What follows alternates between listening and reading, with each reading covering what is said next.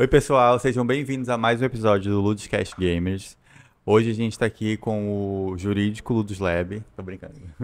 Estamos aqui, nosso convidado de hoje é o Douglas Cruz, que é advogado e que tá fazendo mestrado em... Estou fazendo mestrado em propriedade intelectual e transferência de tecnologia aqui na UEA. Como é que foi? Você trabalha com tecnologia, né? Tipo, com direito autoral em tecnologia. Isso. Qual que foi o teu caminho, assim, do direito?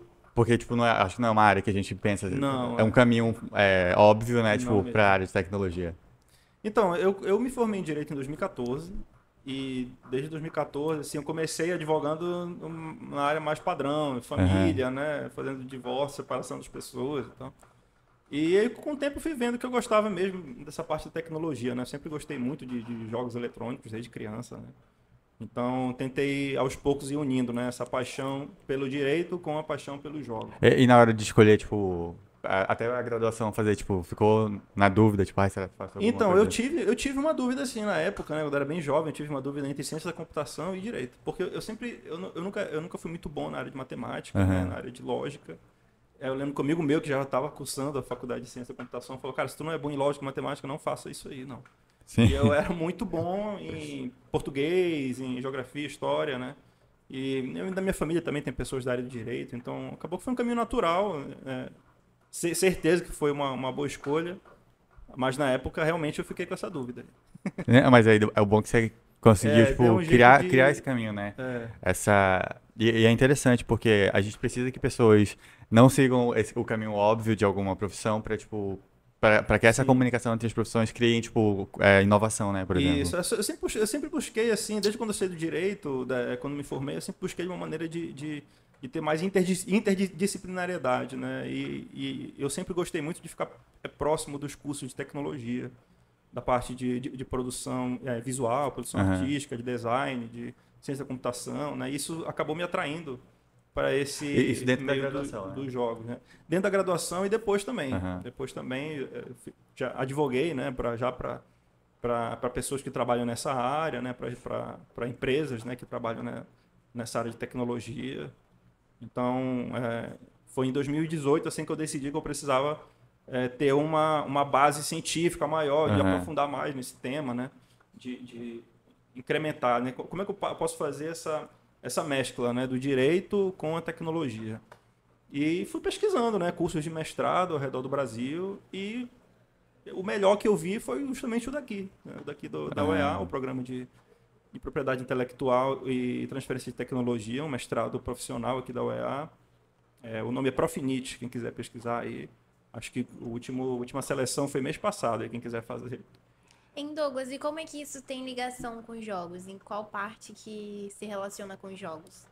Então, a indústria de jogos, ela tem um livro que é chamado IP, The Lifeblood of Games. Assim, que a propriedade intelectual, ela é o sangue da indústria de jogos. Aham. Né? De todas as outras, você pega todas as áreas de entretenimento, de mídia, de comunicação, né? A área de jogos eletrônicos, ela é muito, muito pesada nessa parte de propriedade intelectual. Porque o jogo, né, para ele ser feito, ele precisa da contribuição de dezenas de Sim. artistas, de programadores, de escritores. Hoje em dia, com jogos são mais avançados, você tem até trabalho de dublagem, de atuação. Então, os jogos são uma forma de arte, né? Sim. E o direito autoral, né, a parte da propriedade intelectual, ela é muito pesada nos jogos. Inclusive, a maior, no ranking das propriedades das franquias de propriedade intelectual de entretenimento mais valiosas do mundo, a primeira é de um jogo, É que de é jogos, Pokémon. né? Pokémon é uma franquia extremamente valiosa, mais valiosa que Marvel, que Mickey Mouse, que Star Wars. Hein, Douglas? Essa legislação é assim, meio que recente, né? Vamos dizer, Sim, é tipo, uma indústria 20 recente. anos. Então, é uma É. legislação nova também? Então, é esse que é o ponto. O Brasil e muitos outros países, até os Estados Unidos, que é o maior mercado do mundo de games, eles não têm uma legislação específica para jogos, né? Uma Aham. legislação própria. Existe um projeto de lei aí no Brasil, mas ainda não foi aprovado, eu nem sei se vai ser. Mas nunca teve assim, uma legislação específica, né, para você regulamentar os jogos. E é uma necessidade, porque como eu disse, né, o mercado de jogos é Pra gigantesco. regulamentar, tipo, justamente o direito autoral, é Direitos isso? autorais, não apenas os direitos autorais, mas também direitos autorais, aspectos trabalhistas também, Sim. dos funcionários, empregados que trabalham em estúdios de jogos, né? Então, há uma necessidade dessa parte da legislação. Eu acredito que no Brasil há um movimento forte hoje em dia, justamente porque há uma divisão hoje de pessoas da área, que estudam a área, que elas não... uma parte enquadra os jogos eletrônicos como se fossem obras audiovisuais, equiparando os jogos aos filmes, né? Uhum. E uma outra parte que diz que não, que os jogos eletrônicos são software, são Sim. programas de E computador, entra né? questão também, tipo, que acho que envolve direito de dados mesmo, né? Tipo, é um software que eu forneço meus dados, tipo, tem a questão de segurança também, né? Isso é um ponto importante, porque os jogos hoje em dia, principalmente... É muito difícil hoje você jogar um jogo que não tem alguma conectividade online, né? Sim. Muito difícil. E esses são os jogos mais populares, inclusive. Então, esses jogos eles escolhem seus dados, né? Eles escolhem padrões de consumo, né? E você não tem como saber exatamente como que isso está sendo utilizado pelas empresas, né? Uhum. E uma outra questão, não tem muito a ver com direito autoral também, mas tem aquela... Tem outro nome, na real, tipo, que as regras de um jogo, né, de, tipo, coisas éticas de como se comportar e tal, Sim. que são feitas meio que, assim, pela boa vontade, aparentemente, das empresas, né? Não é porque não existe uma legislação de, tipo, de conduta, por exemplo, de jogador. Hoje em dia, quando você... Isso acontece mais em jogos com interações Sim, online, né? sim. Entre pessoas online, né? Os jogos hoje, eles têm muito essas políticas de como as pessoas devem se tratar durante o jogo, né? Uhum. E isso realmente não vem de legislação alguma, não. Mas, o que acontece? As empresas... eu dou o exemplo de uma empresa gigantesca, né? Que é a Blizzard, né? Que é a empresa criadora do Warcraft, Sim. do Overwatch. É uma empresa que recentemente esteve envolvida em vários escândalos, né? De problemas até de assédio dentro da empresa, Uhum. assédio dentro dos jogos também acontecendo problemas assim, né? E hoje em dia, para você jogar o jogo, você tem que primeiro aceitar um código de ética, né, da empresa. O próprio jogador tem que aceitar isso. Então, além da empresa, né, teve que se reestruturar, os jogadores eles têm que se policiar muito nisso aí. Porque, infelizmente, hoje em dia, os jogos eles são um campo muito fértil, né, para as pessoas se machucarem verbalmente online, né? Sim. Ele dá essa sensação de, tipo, eu tô num lugar que talvez não existe uma punição, tipo, direta a mim, né? E parece que deixa as pessoas um pouco menos inibidas para essas coisas, Exato. né? A internet como um todo é assim, né? Agora falando um pouquinho de direitos autorais mesmo pro pessoal que não é desse meio, né? Uhum. O que os direitos autorais asseguram a respeito de um produto, no caso um jogo, né?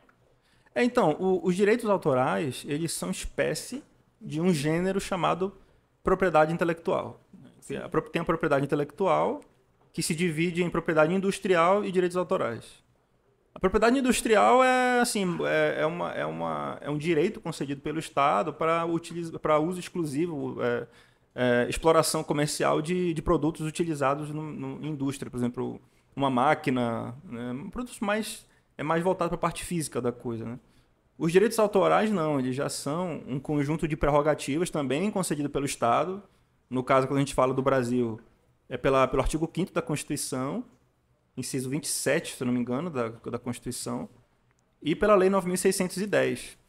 Então, a Constituição, ela considera o direito da propriedade, o direito autoral, o direito do autor, como um direito fundamental, que tem que ser garantido por todos, né? O Estado tem que proteger o direito dessa pessoa. Então, o direito autoral ele se manifesta assim, quando, por exemplo, eu escrevo um livro, eu tenho o direito exclusivo de reivindicar a autoria daquela obra, de falar, esse livro aqui é meu, fui eu que escrevi, e também o direito exclusivo de explorar aquele produto no mercado, né? De vender aquele produto, né? De ferir lucros com isso. Entendi. E impedir que outras pessoas façam também. E aí eu também decidi até que ponto, tipo, é liberado o acesso à minha propriedade, né? Exatamente. Então, o direito autoral é isso. Assim, se puder dar um conceito, seria isso. Seria um conjunto de prerrogativas que o Estado confere a alguém que é o criador de uma obra intelectual, para que ela tenha direitos patrimoniais e direitos morais, né? Direitos patrimoniais que ela vai poder utilizar aquela obra dela para comercializar no mercado, para ganhar um dinheiro com aquilo. E direitos morais também, para que ela, além dessa parte de ganhar dinheiro, ela possa reivindicar o uso da obra, ela possa impedir que outras pessoas façam modificações não autorizadas sobre a obra, né? Então, se eu sou autor de uma música, eu posso falar que, olha, você pode ouvir minha música, né? Eu coloco minha música lá no serviço de streaming, mas eu não vou permitir que ninguém ouça a minha música e modifique a minha música, né? Porque senão vai mudar a minha expressão do espírito, né, que se diz, né? Os direitos autorais, eles são isso, eles são uma forma de arte, eles são uma expressão do espírito daquela pessoa, né? Então, o próprio jogo de videogame é assim, né? O jogo de videogame, ele é uma forma de arte, né? E é por isso que ele é protegido pelo direito autoral. E nesse conceito, eu enxerguei que ele cabe muito a quando é uma produção de uma pessoa. E aí, quando é um grupo, é diferente, né? Esse é um ponto muito importante, porque... E é nesse ponto que se discute, que está muito presente a discussão de por que os jogos eles estão dentro da parte do direito autoral. Porque a gente está muito acostumado, quando a gente fala de arte, a ligar a arte ao autor dela, né? Sim. Né? Você pensa numa música, você fala, aquela banda que eu gosto que fez aquela arte, né? Que fez aquela música. O livro, principalmente, né? Pô, você pensa no livro, você pensa em Senhor dos Anéis, você pensa em Tolkien automaticamente, né? É que está ligado ao autor daquela obra. Os jogos, não. Os jogos, principalmente porque eles são um produto de muitas pessoas, né? São muitas pessoas, é uma contribuição multiartística, né? Os jogos. Então, ele não está muito ligado, não tem essa figura do autor com a figura dos jogos, né? Não tem essa ligação. Você dificilmente... todo mundo aqui já deve ter jogado Mario, Pokémon, né? Eu duvido alguém me dizer o nome de quem é o criador do Mario e do Pokémon, sabe? Ninguém vai saber, né? Por quê? Porque não tem essa ligação, né, do autor, daquela figura, daquela pessoa, né? E é mais uma questão de proteger o produto da equipe, né? Daí, enfim, e antes disso, acho que a equipe tem um acordo também, né? De tipo, que eu vou fazer um jogo e aí se cada pessoa for reivindicar o que fez, eu fiz a música, eu fiz a ilustração, tipo... Existe como é que chama que a gente tem que assinar? Tipo, contrato? Um contrato, né? Provavelmente. Porque os jogos, eles encontraram tração econômica. Eles puderam se tornar o maior mercado de entretenimento do mundo hoje em dia, porque as criações dessas pessoas, desses grupos de pessoas, essas pessoas não têm direitos patrimoniais sobre isso. Então, uma empresa muito grande como a Nintendo, como a Sony, elas têm diversas propriedades intelectuais no catálogo delas, que elas exploram. A Nintendo tem lá Pokémon, tem Mario, tem Zelda. A Sony tem God of War, tem outros grandes jogos, né, que são hits, né, que vendem muito. Mas os direitos patrimoniais sobre essas obras, a parte financeira da coisa, vai tudo para a Sony. Né? Sim. Então, as pessoas que trabalharam no jogo, elas não têm direitos para receber, né? O valor, não, pô, esse jogo vendeu muito. Aí é o cara lá que desenvolveu lá o código-fonte do God of War. Infelizmente, ele não vai ter direito a nada, né? Porque para ele poder trabalhar na Sony, ele assinou um contrato, que ele abria mão de qualquer coisa, né? Que tudo que ele produzisse intelectualmente dentro da empresa, seja ele um artista, um músico, um programador, seria de propriedade da Sony ou de qualquer outra empresa, para poder explorar comercialmente aquele produto. Cara, eu tô tentando lembrar de uma coisa que... Tem um documentário na Netflix de jogos, né? E aí o primeiro deles, não lembro se é sobre Pac-Man ou algum... de espacial. Se foi acho que o primeiro grande jogo que estourou. E ele veio, se eu não me engano, de uma modificação que um carinha... Ele tinha ele tinha vários fliperamas, assim, e aí ele viu que aquele jogo, em algum momento, parava de ser interessante. E aí ele começou a, tipo, tentar fazer níveis, né? E ele fez uma alteração que ele não podia fazer, porque, tipo, o jogo não era dele. E aí... enfim, sei que, tipo, deu um problema muito grande, o jogo foi proibido, só que a empresa, que, se eu não me engano, era... uma empresa bem conhecida, esqueci. Atari? Atari. Teve que contratar eles, né? Pra ficar desenvolvendo os jogos. Sim. É o Nolan Bushnell? Sim. Ele é um dos maiores... assim, um dos precursores da indústria de games, assim, né? Ele realmente ele foi o cara que depois ele virou até presidente da Atari, né? E de direitos autorais de jogos. De direitos autorais de jogos também. Essa parte de modificação é muito interessante também, é um tema bem que desperta assim, muita discussão. Sim, eu ia até te perguntar jurídico, isso, assim. porque, por exemplo, o GTA é um jogo que tipo, tem muitas pessoas que fazem muitas alterações, né? Tipo, cria um servidor. É ilegal? Sim. Então, vamos lá. Esse é um tema aí que tem muito campo para falar. Uhum. As modificações dos jogos, elas podem ou não ser legais. Depende do que a empresa coloca no acordo de licença. Porque quando eu baixo um jogo para jogar lá na loja, sei lá, da Steam, qualquer outra coisa assim, quando você compra um jogo, você não está comprando o jogo. Você compra uma licença, uma permissão de uso para jogar o jogo. Né? É uma permissão, né? A empresa ela dá uma permissão, você paga X reais, fala, olha, você pode usar o jogo, pode se divertir por tempo indeterminado. Mas assim, ninguém vai ler aquele textão, né? Quando você abre o jogo, tem aquele textão lá.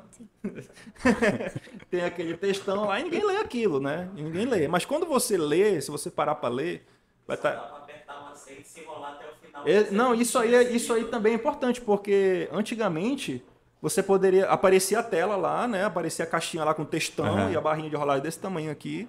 Aí o cara, nossa, esse texto é muito grande, não vou ler não. O cara já ia lá e aceitava, né?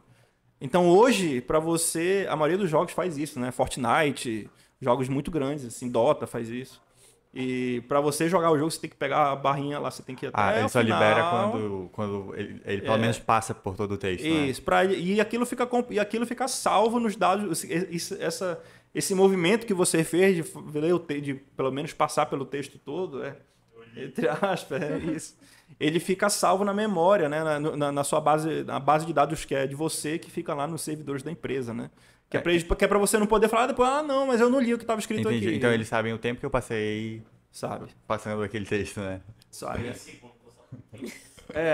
Pô, o cara leu em meio segundo aquilo ali. Né? Mas, pois voltando assim nessa parte da modificação, hoje em dia os jogos, como eu falei, os jogos eles são comercializados através de licenças. Por quê? Porque, vamos lá, a Bia fez um jogo. Ela não vai vender o jogo para mim, ela não vai transferir a propriedade do jogo para mim. Né?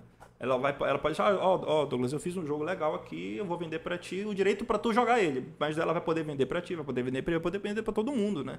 Essa licença. Mas ela não vai transferir a propriedade, né? Então ela mantém a propriedade e ela lucra, né? Ela ganha dinheiro comercializando licenças. Isso já é comum na indústria de software, né? Há muito tempo. Principalmente Windows, né? O sistema operacional. O Windows, ele, ao mesmo tempo, ele é o software mais comercializado do mundo e o mais pirateado do mundo também. Porque todo mundo já deve ter visto lá alguém lá mexendo no Windows e ali embaixo ativar esta cópia do Windows. Essa cópia do Windows não é ativada. Por quê? Porque a pessoa não comprou a licença, ela está usando uma versão ilegal do sistema operacional. E os jogos eles funcionam de maneira muito similar. Né? Se você compra o jogo, você vai lá na loja, todo feliz, pô, comprei o joguinho, eu vou lá jogar. E aí vem lá o textão, você clica e recusa, o jogo fecha. Se você não aceitar, você não joga. Caraca, é verdade. Então, dentro dessa melhor parte... craquear, né? Que vira meu.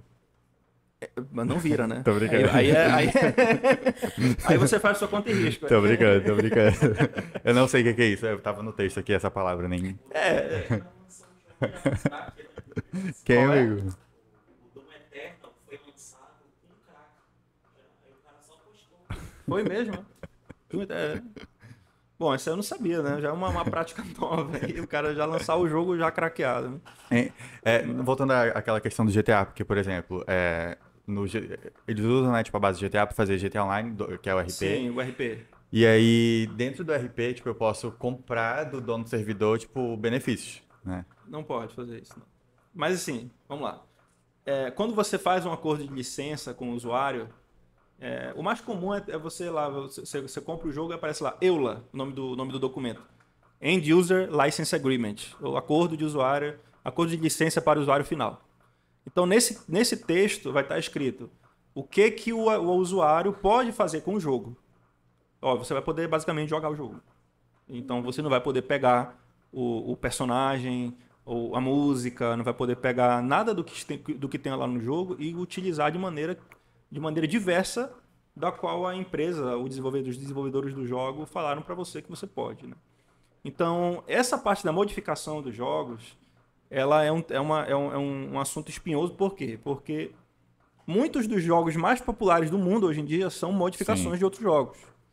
Counter-Strike é uma modificação de um jogo chamado Half-Life. Ah, peraí, agora eu entendi. Existia um jogo, e esses grandes jogos hoje, você tá falando, por exemplo, O Counter-Strike, Counter-Strike. tipo, ele é a modificação de um jogo que já existia, né? Isso, um jogo chamado Half-Life. Esse jogo foi lançado pela empresa Valve, em 1997, 98, por aí. E aí um cidadão lá, que nem nós aqui, tava lá jogando, e pô, desse jogo aqui daria pra fazer um jogo multiplayer legal. Ele foi lá, mexeu no jogo todinho, na estrutura do jogo. Com base no Half-Life, ele fez o Counter-Strike. E o Counter-Strike é um jogo infinitamente mais popular Sim. que o Half-Life, né? E ele foi de um mod. O que aconteceu? A Valve teve que entrar em um acordo com o cara, no futuro, né? Depois de um tempo lá. Que nem o negócio da Atari, né? Exatamente, que não é um negócio da Atari, para poder fazer com que a modificação do jogo voltasse para a propriedade intelectual da Valve, né? Então, o cara, quando ele fez o jogo, o Counter-Strike, utilizando o que estava lá, os assets, tudinho que estava lá do Half-Life, ele não cometeu um crime, não cometeu nenhum ato ilegal de propriedade intelectual. Por quê? Porque no acordo de licença da Valve não tinha nenhuma restrição. De modificação. Não tinha uma restrição. Então o cara foi lá e fez lá o Counter-Strike, ficou milionário, né? É muito igual também o que aconteceu com o Warcraft 3 e o Dota, né? Na verdade é a mesma coisa, Aham. né? Só que porque o Warcraft 3, quem jogou lá na época vai lembrar que ele vinha com um editor de mapas, né? Ele vinha com um editor de mapas e você podia fazer um outro jogo lá dentro dele. Deram a faca e o queijo na mão do cara. E fizeram outro jogo. E o cara foi lá e fez o Dota, né? E aí, anos depois, a Blizzard, na empresa que ela é detentora da propriedade Boa. intelectual do Warcraft, Show. ela entrou com uma ação judicial contra esse rapaz aí. Era um cara, era apenas um cara, sabe? O cara, assim, já era apenas um cara. E houve uma disputa no tribunal dos Estados Unidos disso aí. E o tribunal entendeu que não, o jogo é dele, o jogo não é seu, Blizzard. Caraca. A gente só tá dando cases de sucesso de modificação de Exato, jogos. Então, mas isso mudou, né? Atualmente, os acordos de licença eles são muito mais amarrados. Tanto que tem 2 anos que a Blizzard relançou o Warcraft 3. Warcraft 3 Reforged, o nome do jogo, é um remake, né, do jogo. Aí, nesse jogo, que também vem com editor de mapas, eles fizeram uma atualização daquele textão lá que ninguém lê. Aham. Aí naquele textão que ninguém lê, tá escrito lá que se o cara fizer qualquer coisa com o jogo, ele abdica na hora dos direitos da propriedade intelectual do que ele fizer para Blizzard. Então, foi um meio da Blizzard fazer isso para evitar um novo Dota, né? Sim. Não, tipo assim, eu falei brincando que a gente só deu casos de sucesso, mas tipo, são esses casos que vão ajudar a construir esses novos termos, né? Novos Tipo, termos, então, novas políticas de licença. O caso do GTA que tu falou, ele é muito curioso, porque vocês já devem ter visto o vídeo do GTA do cara lá jogando com o Hulk, sim. com o Homem de Ferro, com a Mônica, com o personagem, com o Faustão, assim, sabe? Um Tudo negócio que ele muito- pode explorar de, tipo, direitos Com o autorais. carro da Casa de Bahia passando, exatamente, né? Mas isso não é permitido, não. Inclusive, isso já teve problemas até com aquele jogador de basquete, o LeBron James. Aham. Né? Usaram lá a cara dele, a fisionomia dele, o corpo dele no jogo para ao invés de ser o personagem lá que você ia ser o LeBron James. E aí tiveram que tirar, teve problema lá com a Rockstar, né? com a empresa que faz o jogo, porque você acaba lidando com propriedades intelectuais de outras pessoas.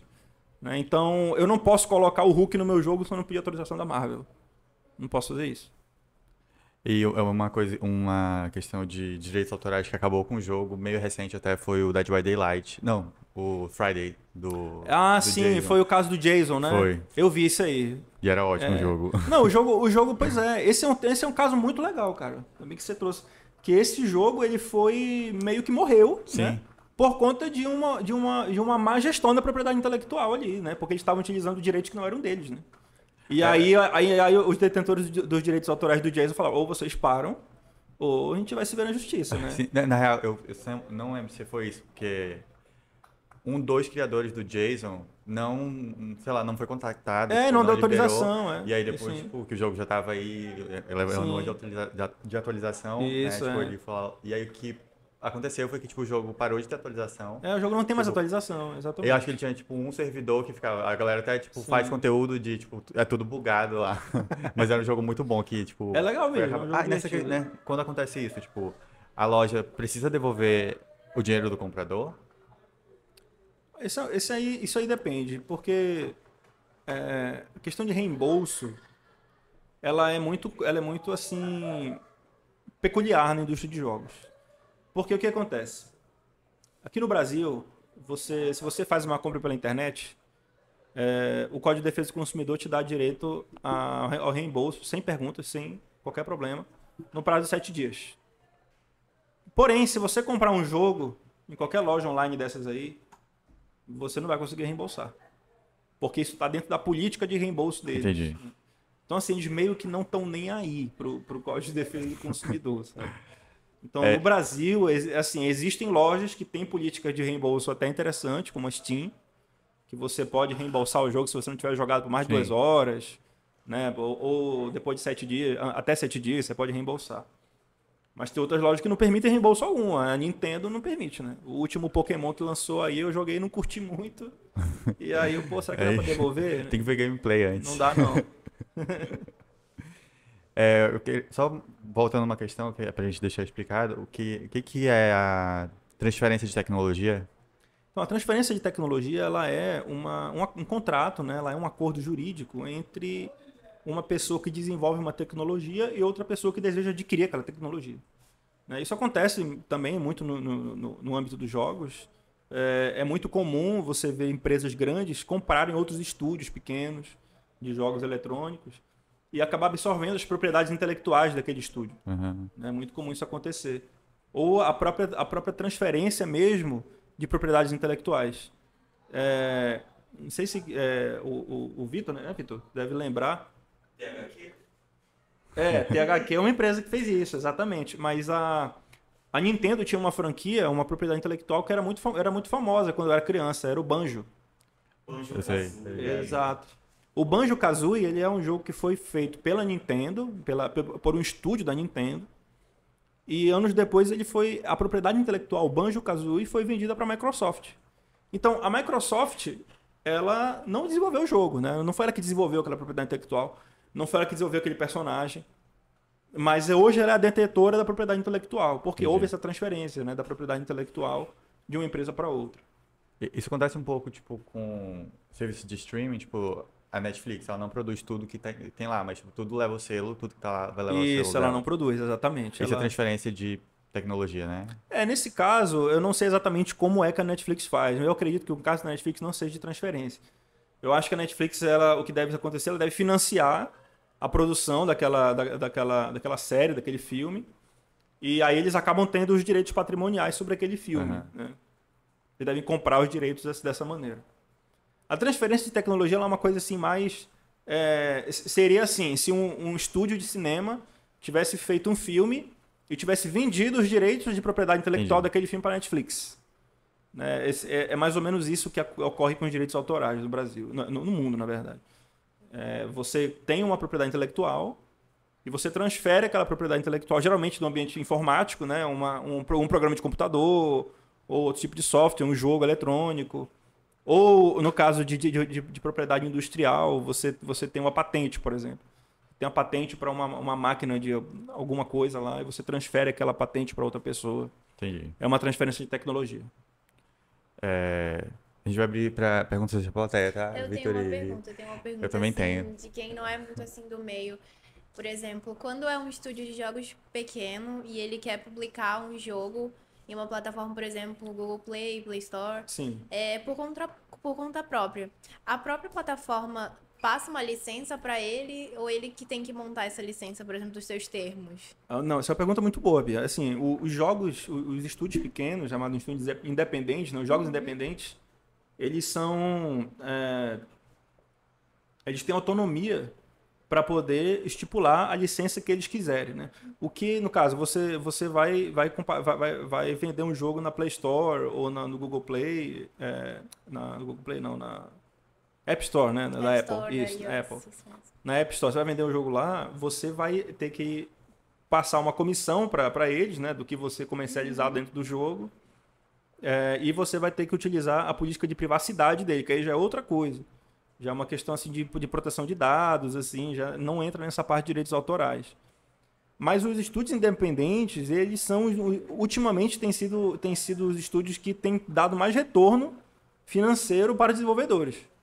Eu pego o caso daquele jogo Stardew Valley, que é um jogo de fazendinha, né? Esse jogo foi feito por uma pessoa só. Caraca. 5 anos. O cara fez o jogo sozinho, fez tudo do jogo. Ele fez a mãe dele pegar um empréstimo no banco, pô, pra poder financiar o jogo, né? Nossa.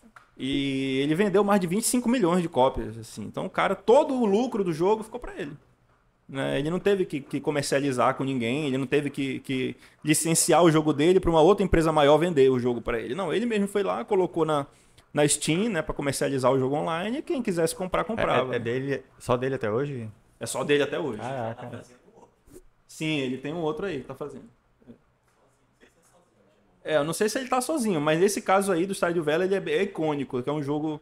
Um outro jogo também, tem até tinha um documentário, não sei se ainda tem, mas tinha um documentário no Netflix, que era Indie Games o nome, que falava sobre esses desenvolvedores independentes, né? O cara lá, aquele negócio bem caricato, assim, do cara no porão, na garagem da casa dele, desenvolvendo um software, assim. E era um jogo, uma dupla de amigos que desenvolveu um jogo chamado Super Meat Boy. Aí esse jogo também era uma dupla de amigos, eram só dois caras, que não tinha uma empresa maior, não tinha uma Nintendo, uma Sony por cima, né? E eles venderam o jogo nas plataformas virtuais e também todo o lucro do jogo ficou para eles. Entendi. Então não tem necessidade dessa acho que chama publisher, né? Que é tipo... A publisher. Então, a publisher, ela é na questão da cadeia produtiva dos jogos, ela é uma das últimas etapas, né? Quando a empresa, assim, tem um estúdio de jogos que quer fazer com que o jogo atinja mais pessoas, né? Então, a publisher, ela é uma empresa que ela tem um potencial de marketing no jogo muito grande, né? Ela atinge muitos mercados. Então, ela consegue fazer com que o jogo chegue para um público maior. No caso uma publisher que é uma das maiores do mundo hoje em dia, a Activision, né, que é a detentora dos direitos do Call of Duty, né? Então, teve aquele jogo lá, o Dark Souls. O Dark Souls 1 e 2 ele foi distribuído de maneira independente pela empresa, pela From Software. E a partir do Dark Souls 3 e depois veio o Bloodborne e outros jogos da empresa, eles passaram o Bloodborne não, o Bloodborne foi pela Sony, foi o Sekiro que foi pela Activision. Eles passaram a distribuir o jogo por uma publisher. Isso tem um lado bom e tem um lado ruim. O lado bom é que o jogo foi para um público muito mais vasto que eles tinham antes. Né? Tem todas as plataformas de console, de computador, de tudo que você quiser jogar. O lado ruim é que eles têm que passar uma parte, né, para a publisher, que acaba sendo detentora, né, daqueles direitos. Né? E aí, no caso do carinha do Stardew Valley, ele é o produtor e distribuidor. Então, ele é o produtor, ele não chega a ser o distribuidor.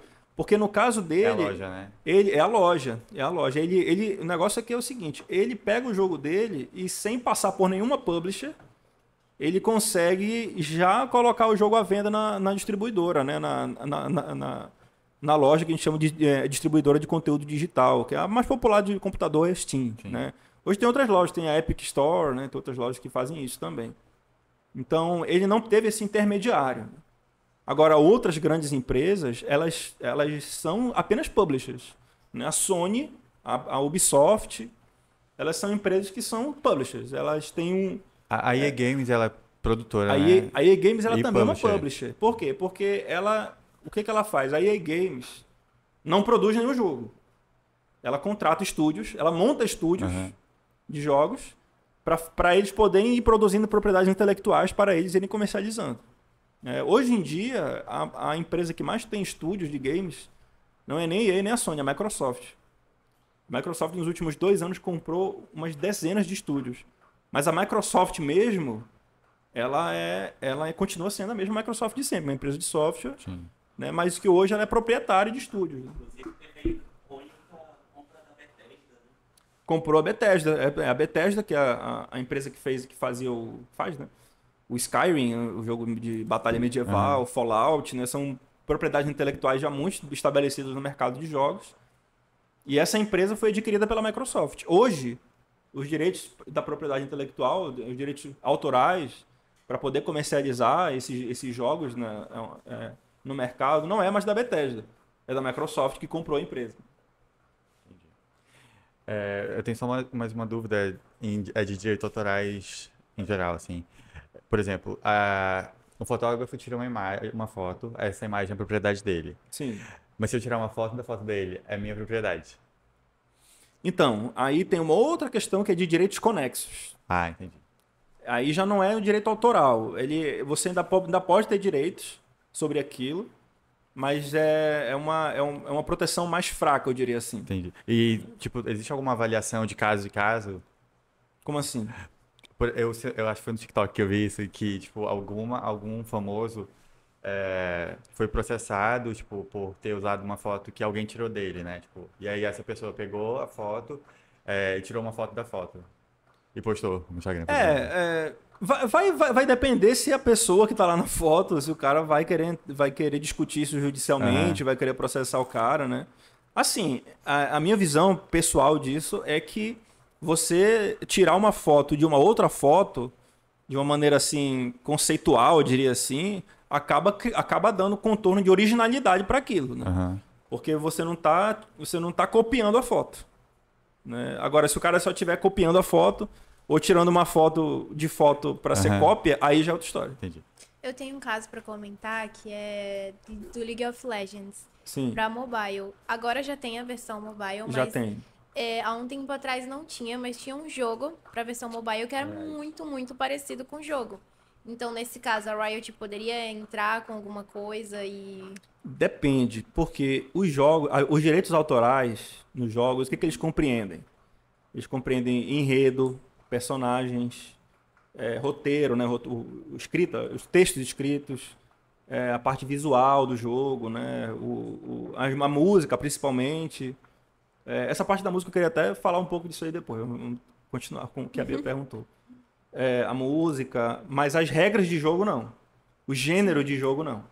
Então, o League of Legends ele é um Mobile Online Battle Arena, né? Um MOBA. Então, existem outros MOBAs por aí. Eu posso fazer um outro MOBA, eu posso fazer um outro jogo do mesmo gênero e não vou estar violando a propriedade intelectual da Riot. Sim. Até porque a Riot não foi a primeira que fez. O primeiro foi o Dota, que a gente falou mais cedo. O cara que fez a modificação do Antes do Warcraft. League of Legends, Antes né? do League of Legends veio o Dota. Qual é esse aí do mobile que parece o Wild Rift? Acho que é Tu Mobile lem- Legends, né? É Mobile Legends, né? Inclusive, o League of Legends foi uma intriga dentro da empresa do Dota. Do Dota, exatamente. Eram desenvolvedores que trabalhavam no Dota Nossa, que e história. saíram para fazer a empresa deles, fazer o jogo deles, né? E a Riot hoje é uma empresa gigantesca, né? É um negócio... Pô, tem série do Netflix do League of Legends, né? Uma coisa assim... É isso que eu quero dizer, assim, quando eu digo que jogo é arte, que jogo é propriedade intelectual, é isso. O jogo, ele é uma construção artística tão grande que ele pode ser transportada para todos os outros meios. Aham. Igual virou livro. Exato. Virou Sim. jogo de luta, virou jogo de carta, virou série. Arcane. Exato, o Pokémon, né? O Pokémon, ele começou Nossa. como um jogo lá na década de 90 e virou filme, virou mangá, virou Card game. Card game veio depois. Veio card game, vem bicho de pelúcia, né? Vem tudo isso. Vem tudo isso que você utiliza, você explora aquela propriedade intelectual. E isso justamente é a importância da proteção da propriedade intelectual, dos direitos autorais. Porque os jogos, como eles são ativos muito valiosos no comércio, né, no mercado, é preciso você proteger isso, né, do uso indevido. Mas tem meio que esse limite, né? Eu tava pensando nessa questão quando teve aquele dia que tava todo mundo achando que o Twitter ia sair do ar porque... Por causa do Elon Musk. Né? Que, tipo, tinha demitido uma galera lá. Sim. E aí várias outras redes que, tipo, eram muito parecidas, tipo, mudava só a cor ou alguma coisa assim. Eu não tô lembrado, amigo. Poxa. Deu branco, né, no nome da rede. Sim, sim. Do passarinho amarelo. Né? Pois é. Não. E aí, isso daí não é um crime, né? Porque Não, tipo, não, ele não tem tipo, o direito do layout Não. dessas coisas, né? Então, a parte de software, porque vamos lá, vamos tentar destrinchar os direitos autorais dos jogos. Né? Os jogos, como eu estava falando, tem os personagens, tem o enredo, tem a música. E tem a parte informática do jogo, né? Que é o código-fonte, que é o programa, o próprio software, né? O programa de computador Sim. que faz o jogo rodar. Então, por isso que eu discordo muitas vezes quando dizem que o jogo ele é uma obra audiovisual, que ele é como se fosse um filme. E ele não é como se fosse um filme, né? Ele pode ter elementos de um filme, né? Como história, como personagens, mas na prática ele se comporta como um jogo, como um programa de computador, que você precisa de um dispositivo para poder executar ele. Um dispositivo capaz, inclusive, né? Porque se você quiser jogar um jogo de última geração em um console de 20 anos atrás, você não vai conseguir. Né? Então, mas se você quiser ver um filme de hoje numa TV de 20 anos atrás, você consegue. Na verdade, então é uma diferença muito grande. E os jogos têm o elemento da interatividade, Sim. né? Porque é o jogador que decide o movimento, que tudo que acontece na tela. Então, há para mim essa distinção clara entre o jogo enquanto audiovisual e enquanto programa de computador. Porque ele é um programa de computador com elementos audiovisuais. Ele tem... Porque obra audiovisual só tem um final, né? Exatamente. Isso que eu ia comentar. Isso é muito... Sim. Exatamente. Essa é uma distinção prática muito clara. Né? Nós aqui todos podemos ir ao cinema assistir o mesmo filme. Não importa se a gente gosta ou não gosta do filme. A gente vai ver o mesmo filme. Né? Mas eu posso jogar um jogo de maneira muito diferente da Bia, muito diferente desse. Né? Exatamente. O final vai ser diferente. Né? Um jogo que tem lá 12 finais, cada um vai ter um final diferente. Até jogo que é tipo filme, não tem como tipo, chegar ao mesmo resultado que outra pessoa, né? Eu lembro que teve um que eu consumi como filme e eu achei que tipo, era daquele jeito pra todo mundo. Tipo, Não, pra mim mas aquela tem- era a história. Aí é. quando eu fui ver no YouTube, tipo, sei lá, tipo, 20 finais. Tem outros finais, exatamente. Então, essa parte, o que permite a interatividade do jogo? É a parte informática. Né? É o código-fonte do jogo, é a engine utilizada para fazer o jogo. Toda essa parte da informática que é importante para o jogo funcionar. Então, o jogo ele é direito autoral por tudo isso que eu falei antes e também porque ele tem a parte informática. Né? E a lei de direitos autorais ela é explícita, ela diz que é protegido por direito autoral o programa de computador. Então, o código-fonte, quando o programador está lá fazendo o código-fonte para o jogo, aquilo também é uma obra intelectual. Há um trabalho intelectual do programador, do desenvolvedor de jogos. Acho que a gente pode voltar numa questão que você ia comentar, eu fiquei curioso, que é do áudio / som no jogo. A questão da música no jogo ela é uma coisa assim que é o que mais dá problema. Principalmente para quem faz streaming.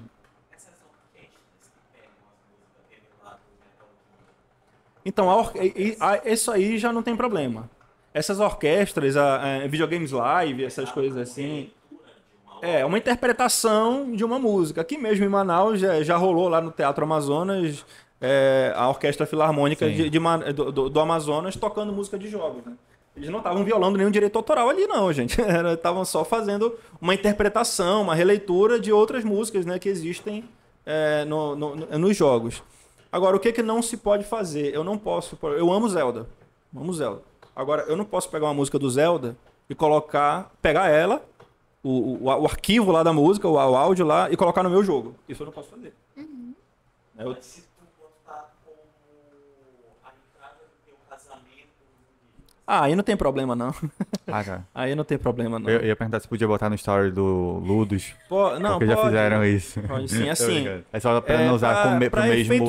efeitos comerciais, né? Aham. Porque eu vou fazer lá o jogo para disponibilizar ele no mercado. Se eu usar a mesma música do Zelda ou de qualquer outro jogo, com certeza eu vou ter problema. Ainda mais com a Nintendo, que ela não perdoa, não. A Nintendo vai atrás.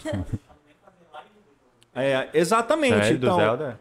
como eu falei para vocês, né? Quando eu fazia stream, Sério? e lá no Twitch, se você tá jogando um jogo lá e aquele jogo tem música licenciada, você provavelmente vai ter seu canal derrubado. Caraca. E você pode até receber uma correspondência lá de algum escritório que gere direitos autorais de... Se você de música. Sim, se você já tiver um público e você estiver transmitindo música licenciada, mesmo que seja dentro de um jogo, você vai ter problemas. O Facebook também derruba, né, a live. Derruba. E aí, O YouTube também. De vez em quando alguns streamers Isso. começam a gritar no microfone, porque tipo, eles são, sei lá, Exato. não estão conseguindo Os tirar. E começam a algoritmos gritar. capturam isso aí e derrubam tem... Sim, pega mesmo. Exatamente. Teve um caso até de no próprio Twitch, que o guitarrista daquela banda Dragon Force, ele tava tocando a música dele Aham. e derrubaram porque pegou no algoritmo lá que estavam tocando a música do cara. E era ele que é o autor da música, né? Então nos jogos, hoje em dia, tem alguns jogos que já vêm com funcionalidades específicas para isso.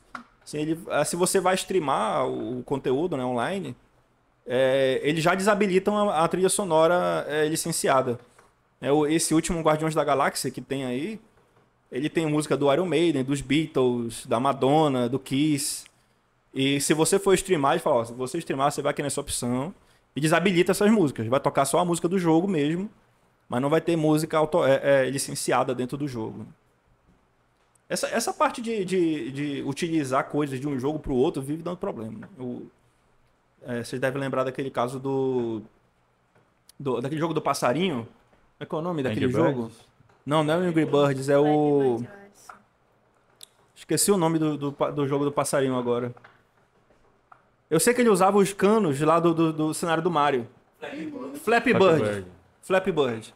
O Flappy Bird foi um jogo que, eu adorava jogar lá no celular, né? Mas ele foi derrubado com 2 semanas. Porque a Nintendo viu que eles estavam usando o mesmo... Exatamente. Virou relíquia os celulares que estavam instalados no jogo, que o cara ainda podia jogar. Porque o jogo foi derrubado muito cedo, né, das plataformas da Play Store, né? E por que ele foi derrubado? Porque ele estava utilizando de maneira descarada. Ele simplesmente ele abriu lá o Super Mario, pegou o cano do Super Mario e colocou no jogo dele. Aí não pode. Ingênuos. Bom, a gente já vai chegando pro fim do nosso episódio. Nossa plateia tem alguma pergunta? Direitos autorais? Nossa plateia, Vitor. Perguntou, né? Então, Douglas, queria te agradecer. Não, eu que agradeço, fico muito feliz com o convite. Aqui a UEA é como se fosse a minha segunda casa. Ele tinha.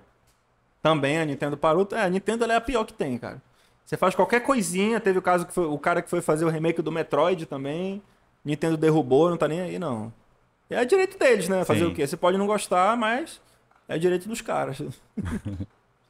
Mas eu agradeço o convite, fico muito feliz. Eu disse ao EA como se fosse a segunda casa aqui pra mim.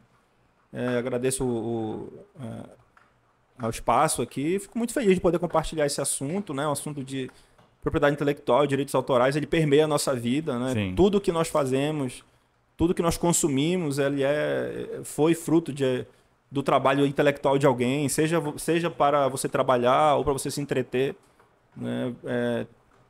Tudo isso foi obra de alguém e eu acho nada mais justo do que a pessoa possa utilizar esse produto dela para poder ganhar um dinheirinho, né? Sim. Acho que foi um episódio que deixou bem claro essa área que a gente geralmente não vinha... Tanto que não foi um dos primeiros episódios que a gente pensou, né? E aí o professor sugeriu pra gente e agregou bastante fico feliz. nessa nossa historinha de primeira temporada de jogos. Legal. Espero que tenha sido bom. Eu estou aberto aí se quiser qualquer conversa. Tem minhas redes sociais aí. A gente vai deixar na Tem meu descrição, Twitch né? aí, quiser dar uma olhada lá na gameplay. Você streama, né? Faça. Olha aí, ó. Faço Collab ao vivo gameplay aí. de Pokémon, de Resident Evil. É isso aí. Qual que é se quiser divulgar teu canal no Twitch? Twitch é twitch.tv/DougCZ. Ok. E vai estar na nossa descrição também. Beleza. Então, Valeu. até o próximo episódio. Até a Tchau, próxima, gente. Obrigado.